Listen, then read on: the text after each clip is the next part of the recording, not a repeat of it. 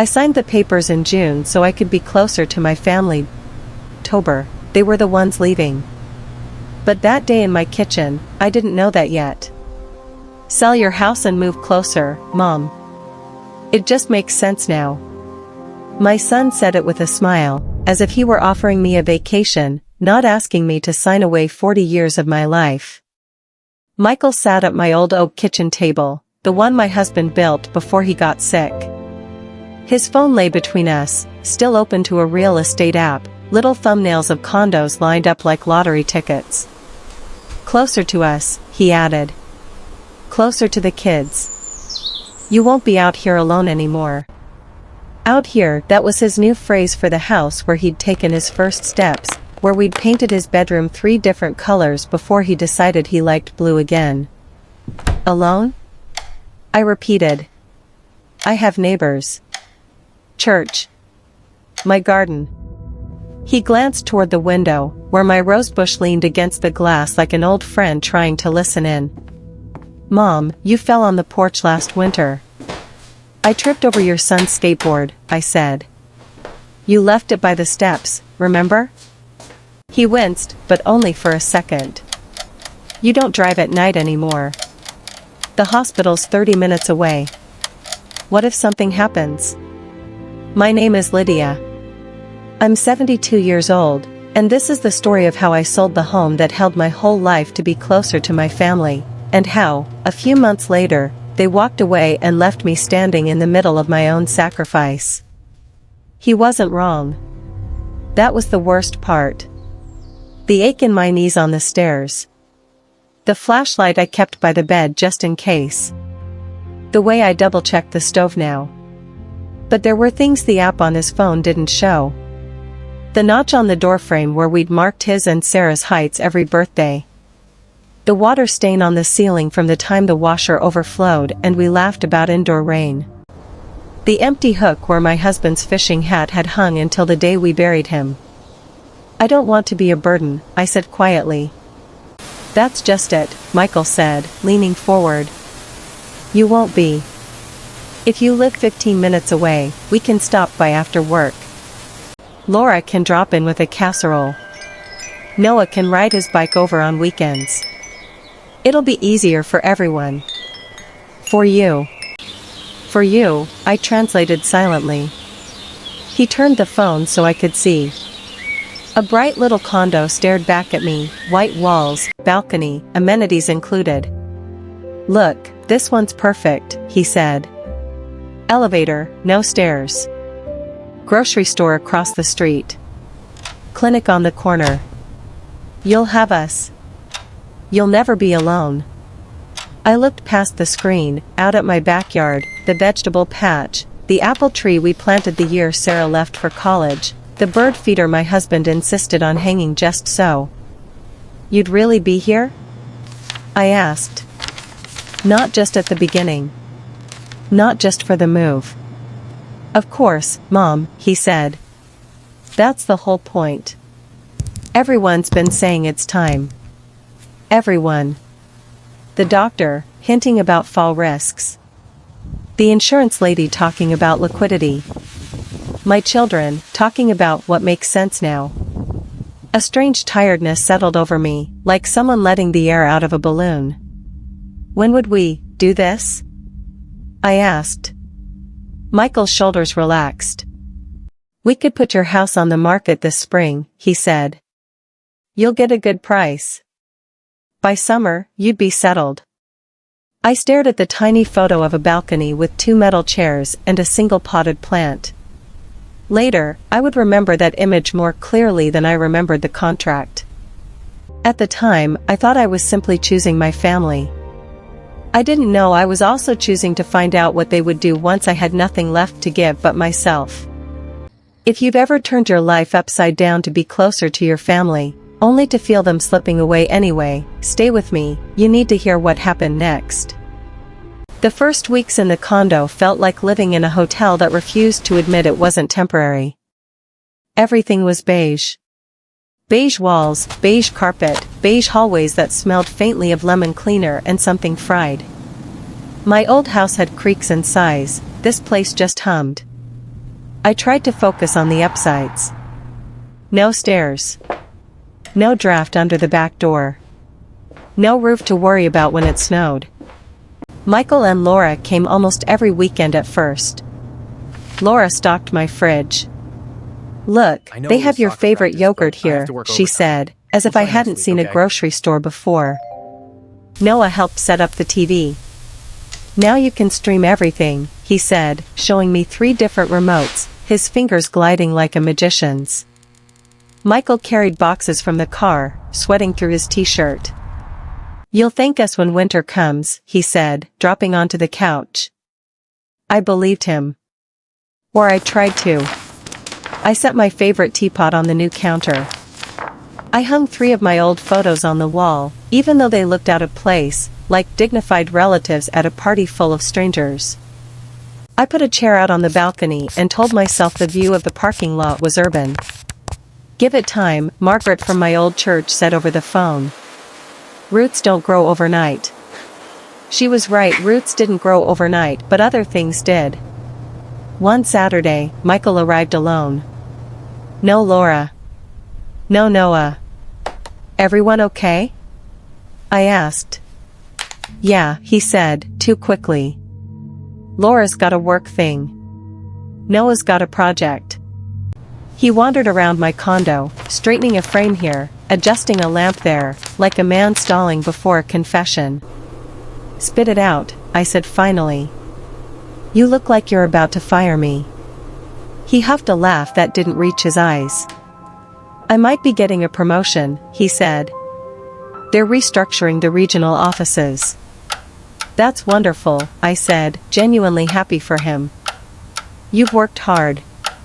He nodded, then did that jaw-clench thing his father used to do when the car made a new noise. "The new position is, in Denver," he added. "If I get it." "Denver," I repeated. The word felt too big for my small living room. "As in Colorado."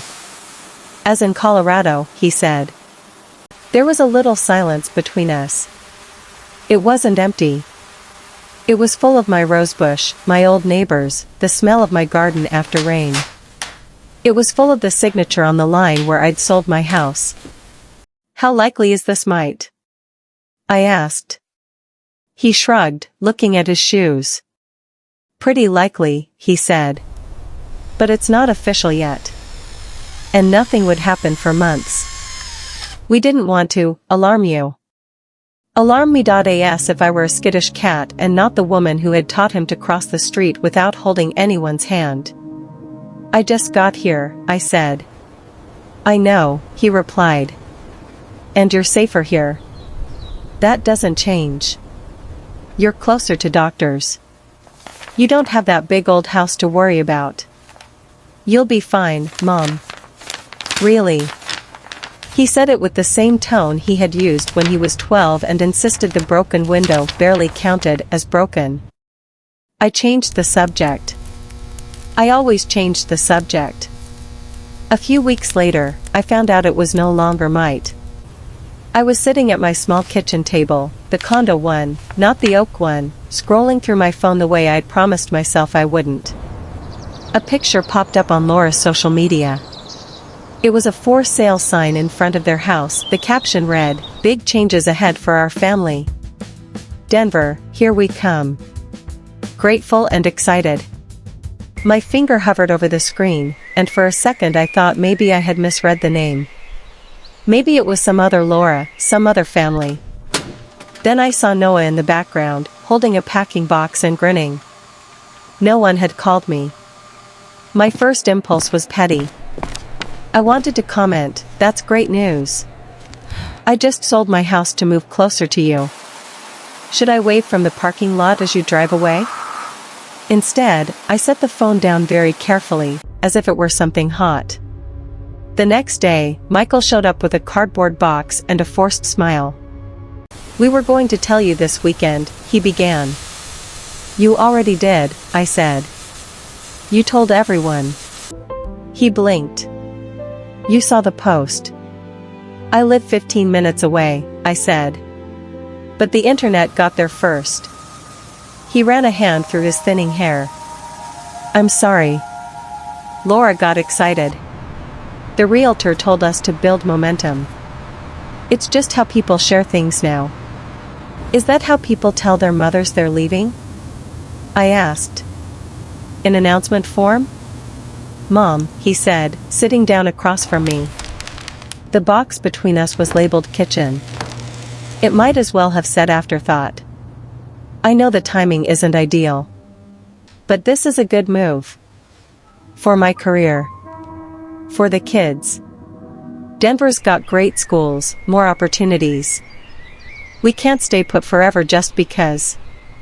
Just because I sold my life to be near you? I finished. He flinched. You didn't sell your life. You downsized. You're in a safer place. You've got everything you need here. We checked the area. There's a senior center, a clinic, even that little park you like. You'll build a community. You always do. There it was again. You'll be fine. You'll be safe. You'll have what you need. Need, in his mind, meant prescription refills and groceries, not familiar streets and people who knew how you took your coffee without asking. What about wanting? I asked softly. He frowned. Wanting what? Wanting to belong, I said. Wanting to matter enough that people don't move me like furniture and then walk away. He looked genuinely hurt. That's not fair. Maybe not, I said. But it's how it feels. For a moment, he said nothing. Then he took a breath, the kind you take before lifting something heavy. We'll visit, he said. We'll fly you out. We'll FaceTime. It's not like we're vanishing. I looked around my condo. At the pictures on the wall, still slightly crooked.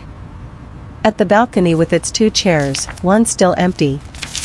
At the boxes I hadn't unpacked because some part of me, deep down, hadn't believed this was permanent. Something small and tired inside me finally stood up. I didn't shout. I didn't slam the table. I just sat there and let the truth settle. They had asked me to uproot myself for their convenience, and now they were transplanting themselves again, as if I were a potted plant that would do fine wherever they left me. That night, for the first time since I'd moved, I didn't cry in the dark. I lay in bed, listening to the elevator ding down the hall, and asked a different question. If they could reorganize my life without asking, what would it look like if I began to organize it for myself? The weeks before their move were a strange mix of chaos and distance. They were busier than ever, open houses, inspections, school paperwork, calls with movers. My phone lit up with photos of paint swatches and snow-capped mountains. Look at this view. Laura wrote under a picture of a rented townhouse with a balcony twice the size of mine. Sometimes they remembered to invite me into the whirlwind. Can you watch Noah while we sign papers? Michael would ask, dropping him off with a kiss on the boy's head and a distracted thanks, Mom. Noah would sprawl on my couch, shoes kicked off, telling me about the new school he'd seen on a YouTube video. They have a rock wall in the gym, he said. And a robotics club. Sounds exciting, I said, meaning it. Other times, days would pass with nothing but silence.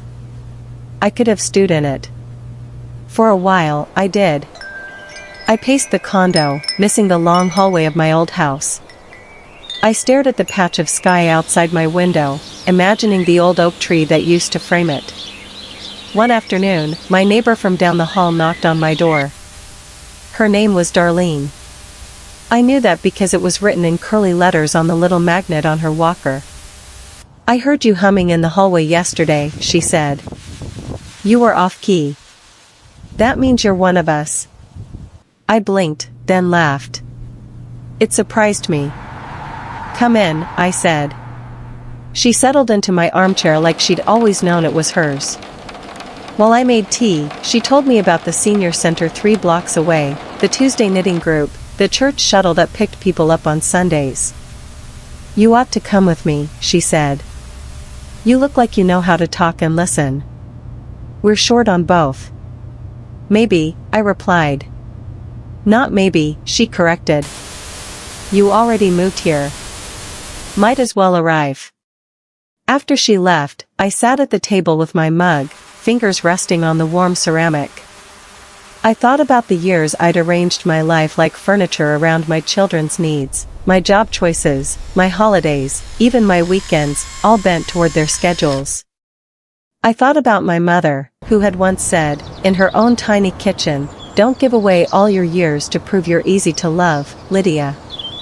Keep a few for yourself." Back then, I had rolled my eyes. I had been 20 and invincible and in love with a man who promised we'd figure it all out together. Now I was nearly 70, and the echo of her voice found me in my beige condo. I began to realize I had been living as if my children's plans were the only story that counted, and I was lucky to be written into the margins. Maybe, I thought, it was time to pick up my own pen. So I did something that, to anyone else, might have seemed small. I went to the bank. I sat across from a young man in a neat tie and told him I wanted to review my accounts. Not because I was about to die, but because I intended to live, and I needed to know what that life could look like. We talked about budgets and timelines and the difference between helping and overgiving. I adjusted some automatic transfers I had set up for emergencies that seemed only to fund other people's convenience. I love my children, I said. I will always help if I can. But I also need to know I can buy myself a plane ticket if I want one. He smiled. That seems more than fair, he said. I also walked to the senior center with Darlene. The first time, I kept my coat on, ready to escape. By the third visit, I was bringing a plate of cookies and correcting someone's posture during chair yoga. I signed up to help with the monthly newsletter. You write clearly, the director said. We need that. I planted herbs in pots on my tiny balcony. Basil, thyme, and one stubborn tomato plant that refused to admit it was too late in the season. I didn't call Michael every day anymore. When he called, I answered. I listened. I asked questions about mortgages and packing tape and how Noah felt about snow. But I stopped saying, "Do you need anything?" as my first sentence. Instead, sometimes I said, I can talk for 10 minutes before I leave for book club, and let the words hang there, proof that my time had weight. I didn't know if my family would ever notice the difference. But I did. And that had to be enough, at least for now. As moving day approached, I baked one last pan of lasagna in my new oven. Old habits die hard. I carried it to their house and set it on a counter half covered in bubble wrap. Mom, you didn't have to do this, Laura said, eyes tired but grateful. I know, I said. That's why I chose to. Her shoulders dropped a fraction, some of the defensiveness slipping away. What happened next wasn't a miracle. But it was enough to tell me I hadn't lost them completely. The morning their moving truck pulled away, I stood at my condo window and watched nothing. Their house was across town, out of sight. There was no dramatic view of taillights disappearing, no slow-motion goodbye. Just a quiet phone call the night before, a video from Noah showing half-packed rooms and the dog already confused. We'll text when we land, Michael had said. I believed him. I also knew texts would not be the same as Sunday dinners. I made myself a promise that day. I would not spend the next year staring at my phone like a weather vane, turning in whatever direction their calls blew. So I kept moving. I joined the Tuesday knitting group. My scarf was crooked, but no one cared. We talked about knee replacements and television shows and the best brand of instant coffee. Once, Darlene squeezed my arm and said, "You're funny." We needed that. I volunteered twice a month at the church pantry, handing out bags of groceries, asking people their names and really listening to their answers. I came home tired in a way that felt clean. On Saturdays, I walked to the park and sat on the same bench, watching children I did not know chase each other around the swings. I thought about my grandchildren. I thought about little versions of my own children, how I had once been the one tying their shoelaces and cutting their meat. Sometimes the grief rose like a wave. I let it come. I let it crest and fall. And then I went home and watered my balcony herbs. A few months after the move, my phone rang on a Wednesday evening. "Grandma?" Noah's voice. Taller somehow. "Yes, honey," I said. "How's the rock wall?" He laughed. "I made it halfway up. Dad says that's pretty good." He talked for 10 minutes about school and snow and a kid who brought weird lunches. I listened, smiling, letting the sound of his life fill my small kitchen. Then he hesitated. "Mom says you're busy now," he said. "I am," I replied. "I have knitting in church and a neighbor who cheats at bingo." He laughed again. "Do you still miss us?" he asked, very quietly. I took a breath. "I do," I said.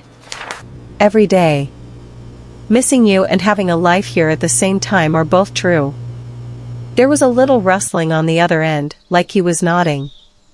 "Good," he said. "Because I miss you, too." A few weeks later, Michael called with a different tone in his voice.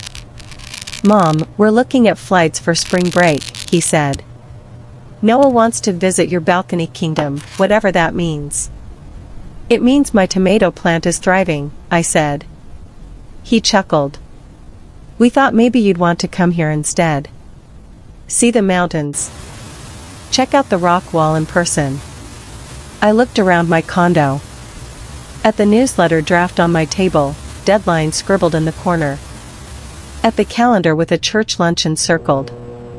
At the note from Darlene stuck to my fridge, "Bingo Thursday." No excuses.